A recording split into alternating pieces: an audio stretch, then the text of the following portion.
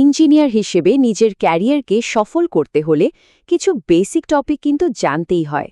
আর control system হলো ঠিক তেমনই একটা গুরুত্বপূর্ণ ভিত্তি। তো চলুন আজকের এই আলোচনায় আমরা এর একেবারে কোর কনসেপ্টগুলো খুব সহজভাবে জেনে নিই। অনেকেরই তো স্বপ্ন থাকে তাই না, যে বিপিডিবি, ডিএসকো বা পিজিসিবির মতো কোনো একটা প্রতিষ্ঠানে নিজের একটা শক্ত অবস্থান তৈরি করবে। আর সেই স্বপ্ন সত্যি করতে হলে কন্ট্রোল সিস্টেম নামের এই টপিকটা আপনাকে জানতেই হবে। কারণটা খুব সিম্পল, এই প্রতিষ্ঠানগুলোর চাকরির পরীক্ষায় কন্ট্রোল সিস্টেম একটা মাস্ট হ্যাভ টপিক। তো চলুন আজ একদম গোড়া থেকে শুরু করা যাক। আজকের আলোচনার রোডম্যাপটা কিন্তু একদম পরিষ্কার।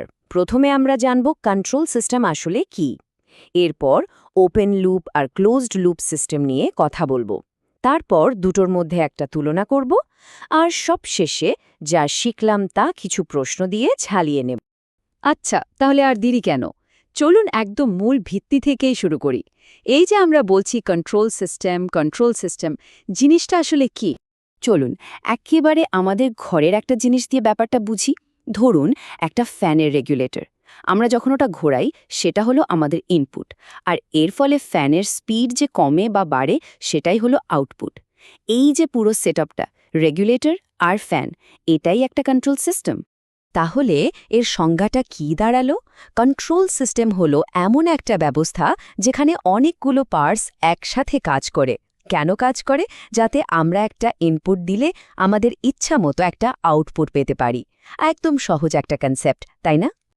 কন্ট্রোল সিস্টেম নিয়ে আরও গভীরে যাওয়ার আগে কয়েকটা শব্দ আমাদের জেনে নিতে হবে। যেমন ইনপুট মানে আমরা যা দিচ্ছি, আউটপুট মানে আমরা যা পাচ্ছি, প্লান্ট এটা হলো মেইন ডিভাইসটা, যেমন ফ্যানের মোটর, কন্ট্রোলার যেটা সবকিছু নিয়ন্ত্রণ করছে, যেমন আমাদের রেগুলেটরটা, আর সবশেষে ফিডব্যাক মানে আউটপুট থেকে তথ্য আবার ইনপুটে ফিরিয়ে আনা। এবার আমরা কন্ট্রোল সিস্টেমের প্রথম প্রকারভেদটা দেখব, যেটার নাম হলো ওপেন লুপ সিস্টেম। চলুন দেখি এটা কিভাবে কাজ করে। ওপেন লুপ সিস্টেম জিনিসটা কি? সোজা কথায় এটা এমন একটা সিস্টেম যেখানে আউটপুট কি হচ্ছে তা মেপে আবার ইনপুটের কাছে পাঠানো হয় না। মানে সিস্টেমটা শুধু একটা কমান্ড ফলো করে কাজ করে যায়, কিন্তু কাজটা ঠিকমতো হলো কি না তা নিয়ে এর কোনো মাথা ব্যথা নেই। এর ব্লক ডায়াগ্রামটা দেখুন, একেবারে একটা সরল রেখা। ইনপুট থেকে সিগন্যাল যাচ্ছে কন্ট্রোলারে, সেখান থেকে প্ল্যান্টে, আর তারপর আমরা আউটপুট পাচ্ছি। খেয়াল করে দেখুন, আউটপুট থেকে ইনপুটে ফিরে আসার কিন্তু কোনো রাস্তা নেই। আমাদের চারপাশেই কিন্তু এর অনেক উদাহরণ আছে। যেমন ধরুন একটা ওয়াশিং মেশিন, আমরা টাইমার সেট করে দিই, মেশিনটা সেই সময় অনুযায়ী কাজ করে, কিন্তু কাপড়টা আসলে পরিষ্কার হলো কিনা সেটা কিন্তু চেক করে না। একইভাবে টোস্টার বা ট্রাফিক লাইটও কিন্তু সময়ের উপরেই চলে, আসল আউটপুটটা কি তা দেখে না। তো এই সিস্টেমের সুবিধাও আছে। এর ডিজাইন খুব সাধারণ, খরচও কম, আর মেইনটেনেন্সও সোজা। কিন্তু এর বড় সমস্যা হলো এটা নিজের ভুল নিজের শোধরাতে পারে না, তাই এর ওপর খুব বেশি ভরসা করা যায় না। আর বাইরের কোনো সমস্যা, যেমন ভোল্টেজ আপডাউন হলে এর আউটপুট সহজেই পাল্টে যেতে পারে। বেশ, ওপেন লুপ তো বোঝা গেল। এবার তাহলে দ্বিতীয় পথে যাওয়া যাক, আর সেটা হলো ক্লোজড লুপ সিস্টেম। এই সিস্টেমটা হলো গিয়ে একটু বুদ্ধিমান। এখানে কি হয়, আউটপুটকে সবসময় মাপা হয় এবং সেই তথ্যটা আবার ইনপুটের সাথে তুলনা করা হয়। যদি কোনো গরমিল পাওয়া যায়, মানে কোনো এরর থাকে, তাহলে সিস্টেমটা নিজেই নিজেকে ঠিক করে নেয়। এজন্য একে ফিডব্যাক কন্ট্রোল সিস্টেমও বলা হয়। এর ব্লক ডায়াগ্রামটা একটু খেয়াল করুন। দেখুন, এখানে একটা ফিডব্যাক লুপ আছে, যেটা আউটপুট থেকে একটা সিগন্যাল নিয়ে আবার ইনপুটের কাছে ফিরিয়ে আনছে। এরপর ইনপুট আর ফিডব্যাকের মধ্যে একটা তুলনা হয়, আর সেখান থেকে একটা এরর সিগন্যাল তৈরি হয়। এই সিগন্যালটাই সিস্টেমকে বলে দেয় যে কি পরিবর্তন করতে হবে। এর উদাহরণগুলো কিন্তু দারুণ।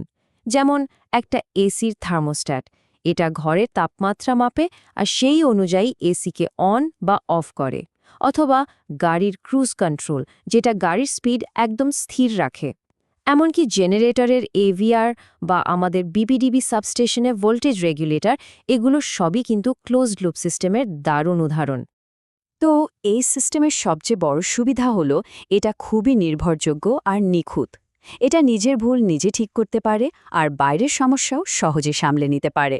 কিন্তু এর ডিজাইনটা বেশ জটিল আর খরচও তুলনামূলকভাবে বেশি। আর মাঝে মাঝে সিস্টেমটা একটু বেশি সংবেদনশীল হলে আনস্টেবল হয়ে যাওয়ারও একটা ঝুঁকি থাকে। আচ্ছা, আমরা তো দুটো সিস্টেম সম্পর্কে আলাদাভাবে জানলাম। এবার চলুন দুটোকে মুখামুখি দাঁড় করাই, একটা সরাসরি তুলনা হয়ে যাক। এই টেবিলটা দেখলেই পুরো ব্যাপারটা পরিষ্কার হয়ে যাবে। দেখুন, ওপেন লুপে কোনো ফিডব্যাক নেই, তাই ভুল শোধরানোরও কোনো উপায় নেই। এটা সস্তা আর সহজ, কিন্তু নির্ভরযোগ্যতা কম। অন্যদিকে ক্লোজড লুপে ফিডব্যাক আছে, এটা নিজের ভুল ঠিক করতে পারে, আর এই কারণে এটা জটিল আর দামি হলেও অনেক বেশি নির্ভরযোগ্য। বেশ, অনেক কিছু তো জানা হলো। এখন যা শিখলাম সেটা একটু পরীক্ষা করে দেখার সময়। চাকরির পরীক্ষার প্রস্তুতির জন্য কয়েকটা এমসিকিউ প্র্যাকটিস করা যাক, কি বলেন? প্রথম প্রশ্ন, ফিডব্যাক এলিমেন্ট কোন সিস্টেমে থাকে? একটু ভাবুন তো। উত্তরটা একদম সোজা। এটা হলো বি, ক্লোজড লুপ সিস্টেম। কারণ আমরা একটু আগেই দেখেছি এই সিস্টেমেই আউটপুটকে ইনপুটের সাথে তুলনা করার জন্য ফিডব্যাক ব্যবহার করা হয়। আচ্ছা, দ্বিতীয় প্রশ্ন, ওয়াশিং মেশিন কোন ধরনের সিস্টেম? মনে আছে তো উদাহরণটা? এটা হলো একটা ওপেন লুপ সিস্টেম, কারণ এটা শুধু দেওয়ার টাইমার অনুযায়ী চলে। কাপড়টা আসলেই কতটা পরিষ্কার হলো তা কিন্তু দেখে না।